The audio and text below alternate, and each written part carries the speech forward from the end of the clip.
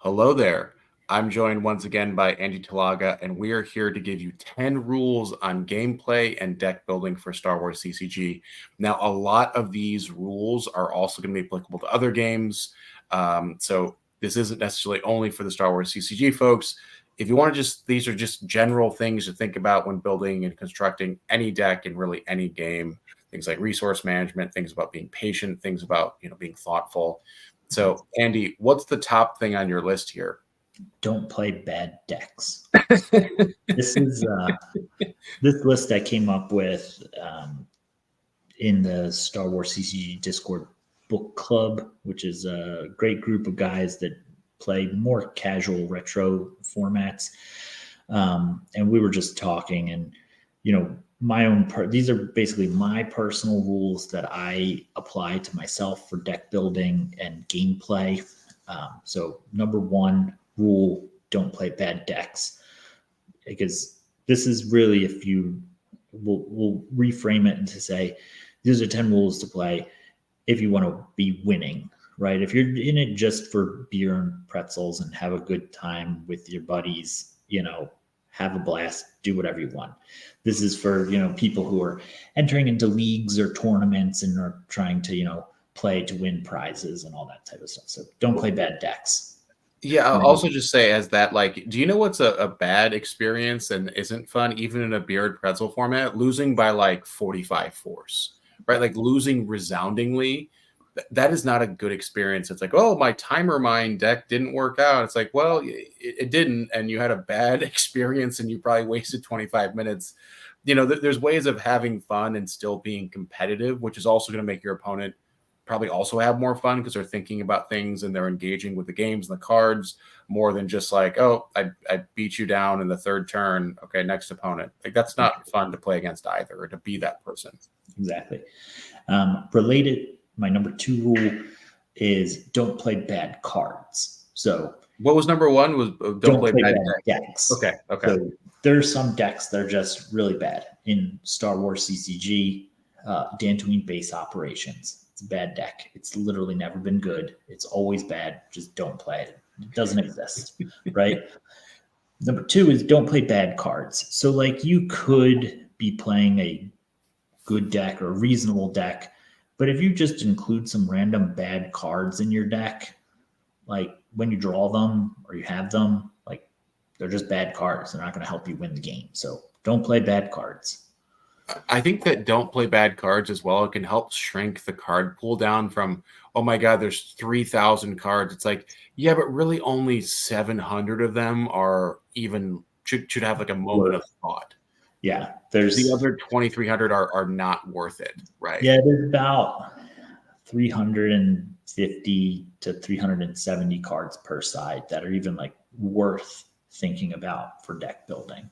So the other, like you said, 2,000 cards or whatever, don't even bother. They're just terrible. My third rule, which this doesn't necessarily really apply to other games, this is very Star Wars CCG specific, is when you're making cuts in your deck, you build your deck and you've got 67 cards and you got to cut 7 cards out of it. Or even if you don't have to cut cards, you can, and you're trying to figure out how to improve your deck or make your deck, cut low destiny cards for high destiny cards.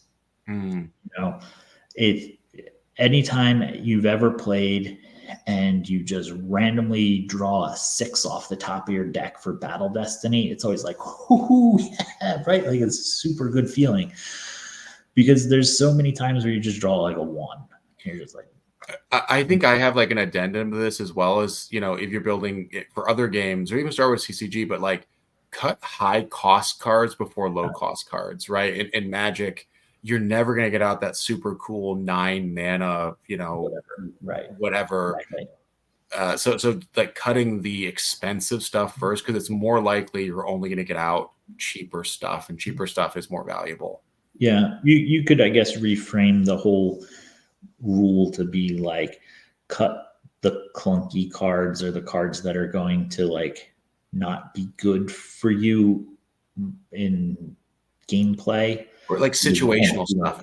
If the following 6 conditions are met, then this is going to work really well. Exactly. So my number 4 is think through your plays at least through the end of your next turn and try to imagine what the board state's going to be, right? Like Mhm. you're looking at the board, your opponent's got, X number of cards out, they're doing something. You have your cards, you know what you have in your hand, you know, and then think about like what would really trip me up here? Like if my opponent played EPP Obi-Wan and EPP Luke and crushed my guy and then set up a drain for 3 over here, like that would probably be bad for me. So like, but if you can like look at it and be like, okay, so I'm going to play this and I'm going to play this, I'm going to play Darth Vader here and I'm going to play this Imperial Walker here. And then my opponent's going to play Luke Skywalker. Maybe they play like Luke here and they play like a starship over here. And so on my turn, I'll be able to battle them back and do this. And like, if you can live with the outcome of what that play is across like a turn or two, then you should probably make that play. If you're like, that's going to be a disaster for me, do not make that play. Just Yeah, and I think a think huge through your part, turn. and this applies to all games, right, is look at your opponent's cards or your hand size, right? If your Mhm. opponent has only 4 cards in their hand, they're pretty limited with their options. Like, yeah, they might be able to get, I guess if it's all 4 characters, you could have a beatdown coming, but it's probably not, right? Right. And so it's just keeping an eye on like what your opponent has in their hand and what the possibilities are going to really help you think about what this is going to look at the end of your next turn. Right. And related to that is rule number 5, which is sculpt your gameplay around the cards that you have in your hand. Mm, If you suddenly could not draw any other cards, how are you going to win with what you have, right? If your whole gameplay is, well, when I draw this card and then I'm able to do this thing, then I should be able to win. But if you can't draw that card, you can't do that other thing, and you're not necessarily going to win. You have to be able to play the game with the pieces that you have. So that's what you have in your hand. So when you play the game, like if what I have in my hand is all of the information that I have to make a play, I have to make the best play that I can based on the cards that I have in my hand. And I have to assume that, as I maybe draw more cards, my game plan will evolve, but I can't go into every decision tree of, well, if I draw X, I'll be able to do Y every time. You have to really focus on what you have available to you. Um, yeah, no, that's spot on. I think there's so much time mentally that's set. If like only I could draw this location, or if only I can draw this card, or in Magic, if only I can find a land, if only I can find a land. What do you do if you can't find the land, man? right, Like, what are your options? right, Uh, and play the game to what you have. Um, so my number 6, this one is very much for Star Wars CCG and probably mostly retro league formats only. Um, is personally for dark decks. When I build dark side decks, every single uh, dark side deck starts with 1 copy of Point Man and 1 copy of Limited Resources. Point Man cancels 2 cards that are just super annoying to play against. Really, 1 card, which is Order to Engage, but it also cancels the card Scramble. Both of those cards are just annoying as all heck to play against. And then Limited Resources will steal so many games. Limited Resources is you can play it on your opponent's turn, they lose 2 force if they have 2 or less cards in their hand, or if you play it on your turn and they have 2 or less cards in their hand, they lose 4 force. And this is a card that you just hold in your hand, and on turn 11 you play it, right? Because you're at the end of the game, you've got 8 force, they've got 9 force, you force drain them for 3, they accidentally, or not accidentally, they lose a card out of their hand. Now they suddenly have 2 cards, hit them with limited resources, they lose 4 more cards, and now they've got 2 cards left or something like that, and that's just the end of the game. Like, you're gonna win from that point on. They just don't have anything that they can do. Limited resources, whenever you play it, will probably be the card that ends up winning you the game. I can't tell you how many times I've won games because I've played limited resources. It's just a fantastic card. It just reminds me, it's like football's a game of inches. Like most games are always marginal, right? And it can really be like the force strain you forgot to do on turn 2, and now you're like, we each have 6 cards left. Crap! If only I'd remembered to do this thing. Like that can be a huge swing, right? When you're duking it out at the very end there. So very good suggestion there. Okay, so what's number 7? Number 7 is. And this is more of a personal opinion. Again, this is my list for myself, but I found it was a good list to share with people. Is since the beginning of the game for Star Wars CCG, Lightside has just been one big gimmick. Every time, right? Whether it's the Premiere New Hope, you sit there and do the Cantina shuffle and drain between the Cantina and Mos Eisley during your control phase and move to avoid Darkside, or Echo Base operations, or Jedi testing, or Asteroid Sanctuary, or cloud cars on Dagobah draining in clouds, or X-Wing Swarm, or Elam Swarm, or whatever deck it is. Lightside is always just one big gimmick, whereas Darkside is very just like military machine, right? You're hunt down, you're just Darth Vader centric, and that's it, right? And so for Lightside, just choose one gimmick that you want to do. Stick with it, commit fully to that gimmick, and build your deck around executing that as best you can every single time. So if you're a Cantina Shuffle deck, and your whole deck should be built around getting up, setting up the Cantina Shuffle, securing it, making sure that you're never going to lose that shuffle, and you're just going to be able to force damage through. Or if you're a Jedi testing deck, you're just all in on Jedi testing, right? Like you can't do, Lightside's not good enough to do multiple gimmicks in a game. And so you just have to fully commit to one. And as long as you fully commit to your game plan and go all in on it and figure out how to execute it as best you can, it should pull you through to the end. That's a really good suggestion. It's like this motivational poster I saw a long time ago. It's like, whatever you choose to be a good one, right? It's like, but it's true though. Like, and I think too often when building decks in whatever game, you can suffer from like, I want to get this in there. I want to get this in there because this is cool or thematic. And it might be cool or thematic, but it may not lead to you winning, right? Because when you commit to a strategy, you're more successful than if you commit to like 3 separate ones and you have 30% of your energy spread across 3 different strategies or 3 different theaters of engagement kind of thing. Yep. So okay, number 8. We're on the final 3 here. I think that was 8. Anyway, we lost track. I've got 2 left. So this one is my own preference. I hate space. Space is just the worst part of Star Wars CCG for me. So really don't go into space if you don't have to. Bad things happen when you go to space, because I never end up fully committing my deck to playing a space package, mostly because there's just too many good cards that I want to play. So you end up in, like, you could either be all space, but I just never play all space.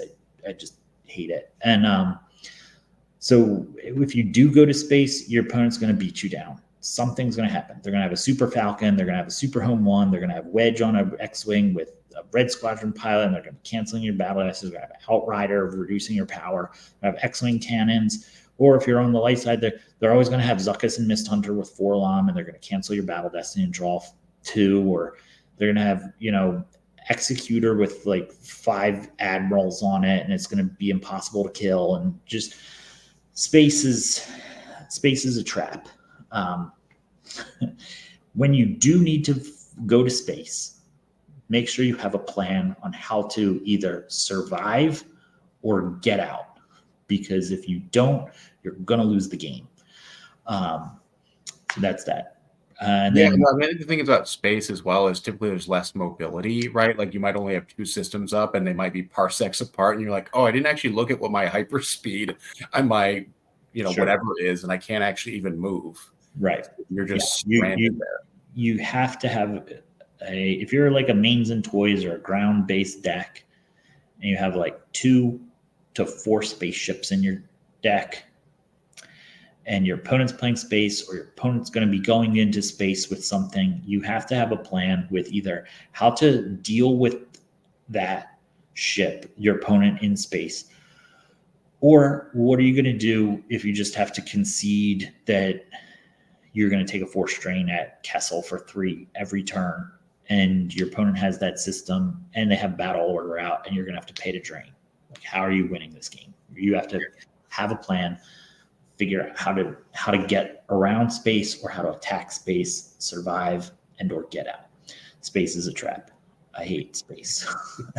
Okay, moving on. The last rule, whether this is number 9 or number 10, I lost track. But anyway, this is number 9, is have patience when you play, right?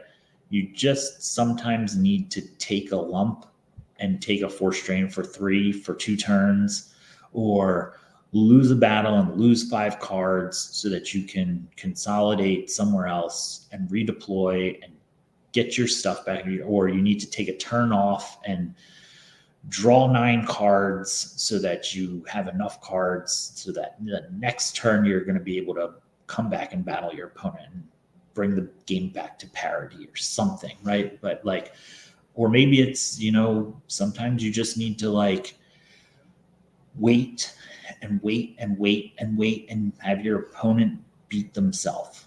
They make a dumb move. They should move their starship from this system to this system, but they didn't. Or they have 2 characters on the ground and they decide to split them up to maximize a force strain somewhere because they don't think that you've been holding on to character X for the whole game. And now that they did that, you're able to go beat them down and kill 1 character because you waited 4 turns to do it and your opponent got complacent and comfortable. If you have more patience than your opponent, you should probably end up winning the game. This is something I'm bad at. I get really impatient, and this is not good for winning games.